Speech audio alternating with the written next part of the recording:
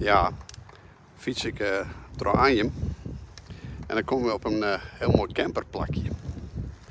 Nou, wat is het? Het tuinhuis. Dus ik moet even zien.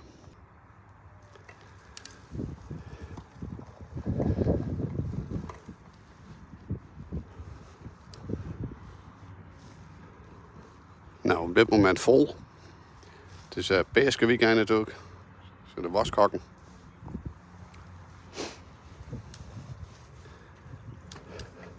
Mooie plakken.